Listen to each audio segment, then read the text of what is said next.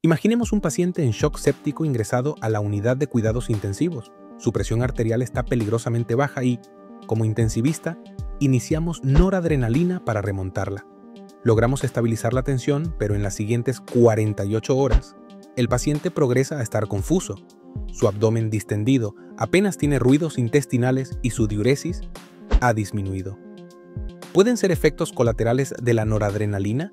Antes que nada, quiero decir que este tipo de videos educativos son para ver con calma, pausarlos, guardarlos, tomar notas y, si hace falta, retomarlos más adelante cuando se necesiten.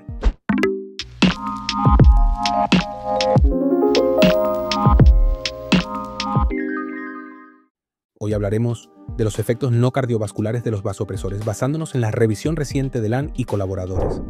Veremos cómo fármacos como noradrenalina, adrenalina, dopamina, vasopresina e incluso agentes más nuevos como angiotensina 2 afectan distintos órganos y sistemas fuera del sistema cardiovascular. Hablaremos de sus mecanismos de acción en el sistema nervioso central, el sistema digestivo, el riñón, el sistema endocrino metabólico y la coagulación, aportando cifras y datos relevantes. Comencemos este viaje por el cuerpo. Desde el cerebro, todos estos agentes tienen efectos en el sistema nervioso central. Primero, tenemos que saber que las drogas vasoactivas generan alteraciones del ánimo y la cognición. Recordemos que la noradrenalina es un neurotransmisor crucial para el estado de alerta y la atención. Cuando administramos noradrenalina intravenosa, además de subir la presión, estamos elevando sus niveles en el sistema nervioso central, lo que puede modular el ánimo y las funciones cognitivas. En situaciones de estrés agudo, niveles altos de catecolaminas como noradrenalina y adrenalina se asocian con ansiedad y agitación. Por el contrario, niveles crónicamente bajos de noradrenalina se han vinculado a síntomas depresivos. Por otro lado, la dopamina es otro vasopresor que, a dosis intermedias altas, se ha hipotetizado pudiera alterar su bien conocida función de regular el sistema de recompensa y el control motor en el cerebro, impactando en funciones de la motivación y movimiento. La vasopresina, por su parte, también ejerce efectos en el cerebro. Estudios en animales muestran que la vasopresina influye en conductas sociales y memoria. En roedores favorece el reconocimiento social y el vínculo de pareja. En humanos, la vasopresina puede modular la respuesta al estrés y tiene cierto efecto analgésico central, lo cual podría mejorar el estado de ánimo al disminuir la percepción de dolor.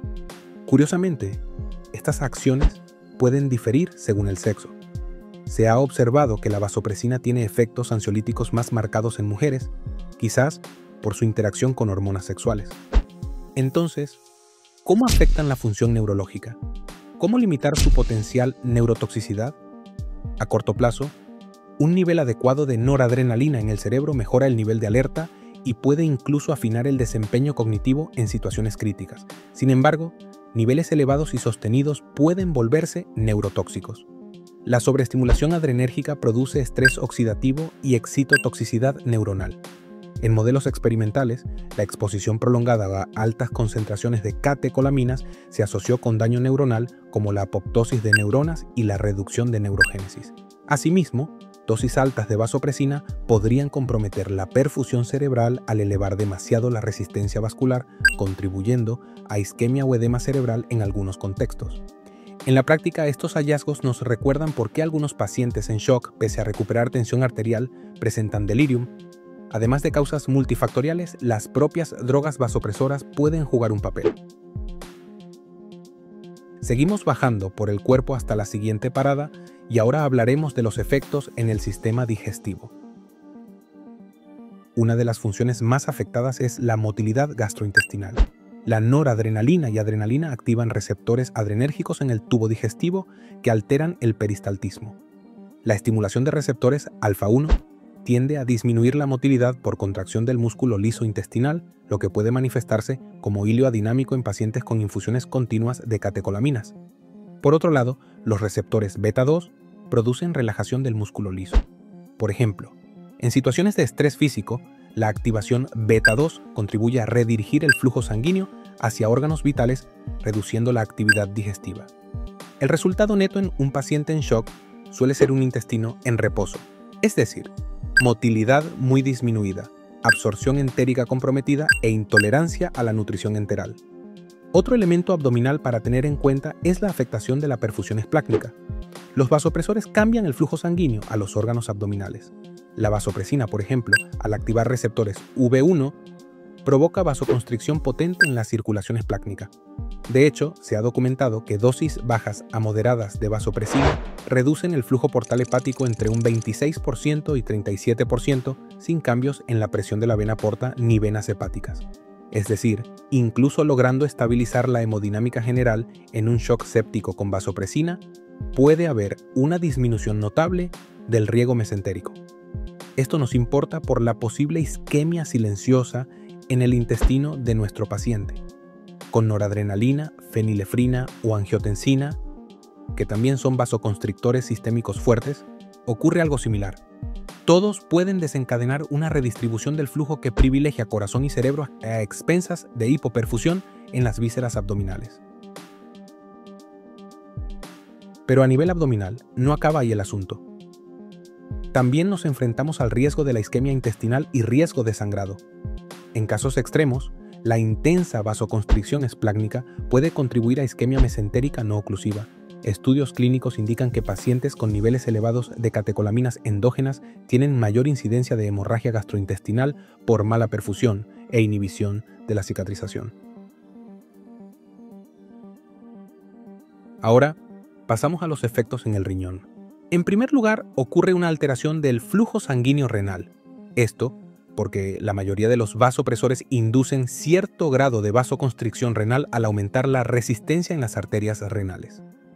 La noradrenalina, aunque es nuestro vasopresor de elección en shock séptico, puede comprometer el flujo renal, sobre todo a dosis altas, al provocar vasoconstricción de arteriolas aferentes y eferentes glomerulares. En cambio, la vasopresina tiene un efecto particular. En dosis bajas tiende a contraer más la arteriola eferente que la aferente, lo cual puede aumentar la presión de filtración glomerular y mantener la tasa de filtrado glomerular a pesar de la hipotensión sistémica. De hecho, en un estudio comparativo en modelos de sepsis, la noradrenalina mejoraba transitoriamente la función renal, pero empeoraba la oxigenación de la médula renal, mientras que la vasopresina lograba una mejoría sostenida de la depuración de creatinina sin agravar la hipoxia renal. Este hallazgo sugiere que vasopresina podría ser más beneficiosa para la función renal en contextos de shock séptico. Consistente con esto, un análisis del ensayo VAST, Vasopressin and Septic Shock Trial, mostró que en pacientes sépticos categorizados en riesgo de lesión renal, que recibieron vasopresina, tuvieron menores tasas de progresión a falla renal severa comparado con los que recibieron solo noradrenalina. Específicamente, en el subgrupo de pacientes en la categoría riesgo, según criterios RIFLE, el uso de vasopresina se asoció con menor necesidad de terapia de reemplazo renal y menor mortalidad. Estos datos respaldan la práctica frecuente en diferentes unidades de cuidados intensivos de añadir vasopresina cuando la dosis de noradrenalina es muy alta, con la esperanza de mejorar la perfusión renal y reducir efectos adversos. Ahora, con la dopamina se habló durante años de la famosa dosis renal para proteger la función renal en pacientes críticos, gracias a su acción vasodilatadora sobre receptores dopaminérgicos en el lecho renal. Es cierto que en sujetos sanos o modelos animales, la dopamina a dosis bajas puede aumentar el flujo sanguíneo renal alrededor de un 20% sin afectar mucho la presión sistémica. Sin embargo, los estudios clínicos desmintieron su utilidad en pacientes con shock o lesión renal aguda. En individuos con disfunción renal incipiente, la dopamina no logra mejorar la tasa de filtrado de forma significativa y, peor aún, puede inducir vasoconstricción paradójica en el riñón enfermo. Ensayos aleatorizados concluyeron que la llamada dopamina renal no previene ni trata la lesión renal aguda en pacientes críticos. Por ello, las guías actuales desaconsejan su uso rutinario con ese fin.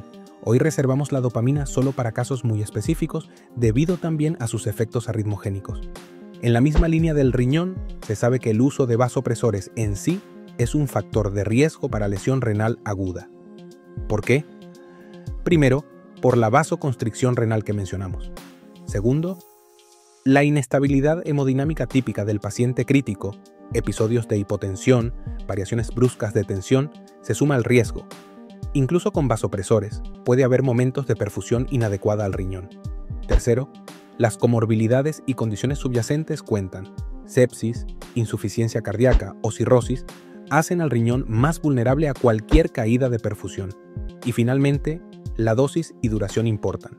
Dosis muy elevadas o tratamientos prolongados con vasopresores aumentan la probabilidad de toxicidad acumulativa en el riñón. Por eso, en la práctica intentamos utilizar la mínima dosis eficaz y ante requerimientos crecientes de noradrenalina, añadimos vasopresores no adrenérgicos como vasopresina o angiotensina 2 para sparring de catecolaminas. ¿Y qué podemos decir de los efectos endocrinos y metabólicos? Especialmente en lo relativo al metabolismo de la glucosa y las hormonas pancreáticas. Voy a comenzar diciendo que la noradrenalina y la adrenalina activan receptores alfa-2 en las células beta del páncreas, lo que inhibe la liberación de insulina. Menos insulina significa más glucosa circulante. Y aunque las catecolaminas también estimulan receptores beta-2, que podrían aumentar algo la secreción de insulina, en la respuesta aguda predomina el efecto inhibidor alfa-2, por lo que el balance neto es hiperglucemia. Paralelamente, la activación adrenérgica favorece la liberación de glucagón. Desde el punto de vista clínico, esto explica por qué pacientes en shock con altas dosis de catecolaminas requieren a menudo perfusiones de insulina para controlar la glucemia. La dopamina también interviene en la regulación pancreática de forma compleja. Estudios recientes señalan que la dopamina puede actuar sobre receptores adrenérgicos de las células alfa y beta pancreáticas, modulando tanto insulina como glucagón. En particular, parece comportarse como agonista sesgado sobre receptores alfa-2A, activando vías que inhiben preferencialmente la secreción de insulina. Esto sugiere que la dopamina endógena o administrada en estados críticos podría contribuir al estado hiperglucémico al suprimir aún más la insulina. Los efectos no terminan aquí, y esta sección quiero que la atendamos con paciencia. Miren, la vasopresina tiene también efectos interesantes. En modelos experimentales se vio que puede potenciar la liberación de insulina actuando en receptores V1B de la hipófisis y otros tejidos, estimulando el eje hipotálamo-hipófisis suprarrenal durante el estrés, lo que aumenta ACTH y cortisol. Además, en presencia de glucosa alta, la vasopresina estimula la secreción de glucagón por células alfa pancreáticas y el glucagón actúa de forma parácrina para potenciar la secreción de insulina, activando receptores GLP-1. Es un mecanismo compensatorio. La vasopresina, hormona del estrés, podría intentar evitar una hiperglucemia extrema promoviendo algo de liberación insulínica. No obstante, en la práctica clínica, la vasopresina a las dosis que usamos, por ejemplo 0,03 unidades por minuto en shock séptico, no parece causar hipoglucemia. De hecho, predomina el efecto hiperglucémico de las catecolaminas concurrentes. No quiero pasar por alto mencionar que las catecolaminas disparan la glucogenólisis hepática, es decir, la ruptura del glucógeno almacenado en hígado para liberar glucosa a la sangre. Esto ocurre vía receptores beta que elevan el AMP cíclico intracelular y activan la proteína quinasa A, la cual fosforila enzimas como la glucógeno-fosforilasa que liberan glucosa de los depósitos. Todo para asegurar un suministro suficiente de glucosa en momentos críticos. A la vez, la adrenalina y la noradrenalina promueven la lipólisis en tejido adiposo, activan receptores beta en los adipocitos, desencadenando la fosforilación de hormonas sensibles a lipasa, de modo que los triglicéridos se descomponen en ácidos grasos libres y glicerol. Este torrente de ácidos grasos libres provee un combustible alternativo para el corazón y los músculos durante el estrés prolongado y evita que se vuelvan a reesterificar en grasa. Incluso, se ha visto que las catecolaminas activan ciertas vías, como STAT3 fosforilado, que favorecen que esos ácidos grasos se quemen en lugar de almacenarse nuevamente. La vasopresina, por su parte, también participa en la regulación metabólica de formas menos obvias. Modelos animales con deficiencia de receptores de vasopresina muestran alteraciones en la acumulación y uso de lípidos en tejidos como el músculo y la grasa. Además, la vasopresina puede estimular la gluconeogénesis hepática y la síntesis de ácidos grasos en el hígado, al tiempo que, como mencionamos, promueve algo de liberación de insulina. Todo esto indica que, en la respuesta al shock, la vasopresina colabora con las catecolaminas en ajustar el metabolismo global. Asegura que tengamos glucosa y ácidos grasos disponibles para sobrevivir al estrés, aunque a costa de una hiperglucemia e hiperlipidemia transitorias. Resumen, Los vasopresores provocan insulina baja, glucagón alto, cortisol alto, glucosa elevada y ácidos grasos circulantes. Seguimos. Dejamos atrás el complejo bosque de la parte endocrina y entramos a otro complejo, los efectos en la coagulación. Partimos de la base de que los vasopresores pueden alterar el delicado balance entre sangrar y formar coágulos, porque, por ejemplo, afectan la agregación plaquetaria. Y es que las catecolaminas pueden actuar directamente sobre las plaquetas. En estudios de laboratorio, la adrenalina añadida a sangre de donantes sanos incrementó la agregación plaquetaria. Este efecto proagregante ocurre a través de receptores adrenérgicos en las plaquetas. La estimulación alfa-2A y beta-2 en la superficie plaquetaria favorece la activación de las plaquetas y la producción de tromboxano, que sabemos es un potente facilitador de la agregación. De hecho, la adrenalina es un activador especial de plaquetas. Induce que se agreguen sin cambiar de forma inicialmente, pero luego, durante una segunda oleada de agregación, se libera tromboxano y las plaquetas terminan de activarse y cambiar de forma. La nora liberada masivamente en estrés también contribuiría a este estado hipercoagulable. Las plaquetas en circulación incluso pueden almacenar catecolaminas en sus gránulos, liberándolas localmente y amplificando la respuesta trombótica. Sin embargo, la relación no es tan sencilla. En pacientes de trauma grave con shock hemorrágico, se han observado niveles endógenos altísimos de catecolaminas que correlacionaron con disfunción plaquetaria y coagulopatía de consumo. Es posible que cantidades excesivas de adrenalina terminen agotando las plaquetas o interfiriendo con la coagulación normal, contribuyendo al estado de coagulación intravascular diseminada que a veces vemos en shocks graves. También se ven tocados los factores de coagulación y el endotelio. Las catecolaminas también inciden en la cascada de coagulación más allá de las plaquetas. La adrenalina, por ejemplo, estimula la liberación de factor 8 y factor de von Willebrand desde el endotelio vascular. Esto nos indica que, durante una respuesta de estrés agudo, la descarga adrenérgica prepara al cuerpo para evitar sangrados aumentando factores procoagulantes. Claro que esto también significa un riesgo de estado protrombótico, ¿no? La vasopresina igualmente tiene efectos coagulantes. Al actuar sobre receptores V1A en vasos y plaquetas, puede intensificar la agregación plaquetaria y promover la liberación de factor de von Willebrand desde células endoteliales. Además, mediante receptores V2 fuera del riñón, la vasopresina estimula la liberación de factor 8 y factor de von Willebrand, similar a las catecolaminas. Esta propiedad se aprovecha clínicamente con la desmopresina, un análogo sintético de vasopresina, que empleamos para tratar sangrados en pacientes con hemofilia o enfermedad de von Willebrand. La desmopresina, al activar receptores V2 extrarrenales, eleva varias veces los niveles de factor 8 y factor de von Willebrand en plasma, mejorando la coagulación. Entonces, en un paciente de cuidados intensivos que recibe vasopresores, podríamos esperar una tendencia a la hipercoagulabilidad, plaquetas más reactivas y cascada de coagulación estimulada. Por ello, dependiendo del contexto, aplicar medidas de tromboprofilaxis es doblemente importante en pacientes que requieren altas dosis de vasopresores. Pero seamos honestos, si se necesitan dosis altas de vasoactivos, los usaremos porque la vida del paciente prima, eso está claro. Pero estos minutos de docencia van dirigidos a generar una visión amplia de los vasopresores que usamos más allá de su efecto principal. Pero no es un mero ejercicio académico, esto tiene implicaciones prácticas. La elección del vasopresor y su dosis deben considerar al paciente en forma integral.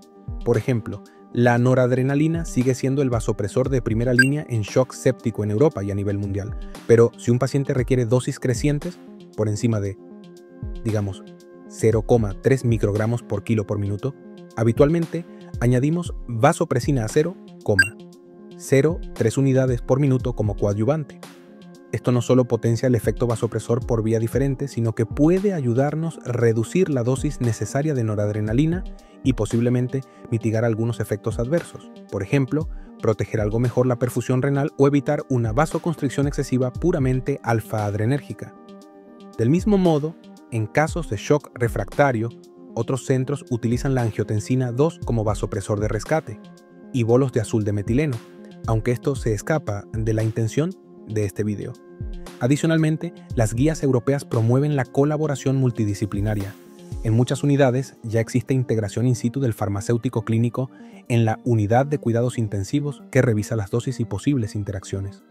el enfermero intensivista que monitoriza continuamente los efectos adversos en la cabecera o el nutricionista que ajusta el soporte nutricional según el estado hemodinámico. Esta visión interconectada y trabajo en equipo ayuda a mitigar los riesgos no cardíacos de los vasopresores. Antes de cerrar, quiero dejar una breve pincelada sobre el papel de las nuevas tecnologías. Actualmente se están explorando algoritmos de inteligencia artificial que analizan en tiempo real los datos del monitor, laboratorio y fármacos del paciente para predecir complicaciones como isquemia intestinal o fracaso renal antes de que sucedan. Imaginemos una IA que advierta: la combinación de dosis actual de noradrenalina, lactato en ascenso y caída de diuresis sugiere riesgo alto de fracaso renal en 6 horas. Esto aún está en investigación, pero es el futuro. Los vasopresores son nuestra arma diaria para revertir la hipotensión en pacientes críticos, pero con repercusiones en prácticamente todos los sistemas del organismo. Así que cierro con estos mensajes clave sobre las catecolaminas.